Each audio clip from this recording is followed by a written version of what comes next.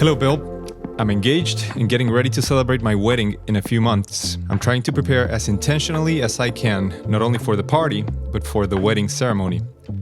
What would you say is the most important part of the wedding ceremony, and how can I enter more deeply into it with my future spouse? Okay, congrats. First off, what an exciting and crazy time. Being engaged is wild. It's the already but not yet. So allow yourself a little break here. It's going to be a little nuts. You're going to have a stretch of months where there are all the details and calling a florist and figuring out this and that and seating arrangements and all the peoples. But just abide in the expectation and the beauty of that. I would say, gosh, what to enjoy the most or what to really zero in on.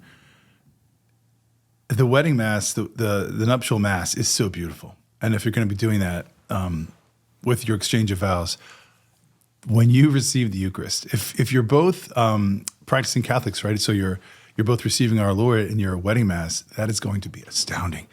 Pope John Paul II once said that the Eucharist is the sacrament of the bridegroom and the bride. And that Christ, in instituting the Eucharist, is trying to say something about masculinity and femininity. So the two of you are entering into this amazing communion of hearts, minds, bodies. You're stepping into the great mystery that connects heaven and earth, Christ the bridegroom's love for the church, his bride. So when you receive Holy Communion, I mean, gosh, just come back in the afterglow and hold your beloved's hand. It's a foreshadowing of what you're going to consummate that night of your wedding, which is going to be beautiful. Just enjoy the communion, right? That's the whole point of it. That's the whole point of prayer. That's the whole point of the Christian life, is just to abide in union with the beloved. So you'll be doing a lot of stuff up to that point, but enjoying the Lord in the gift of the Blessed Sacrament and doing that with your newly espoused beloved, that's the pinnacle. And you don't have to do anything anymore. You can just rest in that and abide in that. And that bond is going to be, I think, just the greatest fruit of your communion.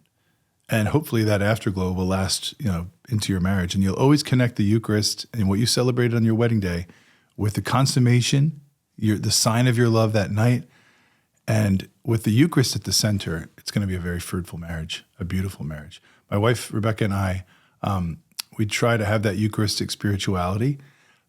We were gifted with a very special ciborium when we were married, with our wedding date in it and our initials. It's a connection between the gift of Jesus in the Eucharist and the gift of our bodies, hearts, minds to each other in marriage that is also Eucharistic.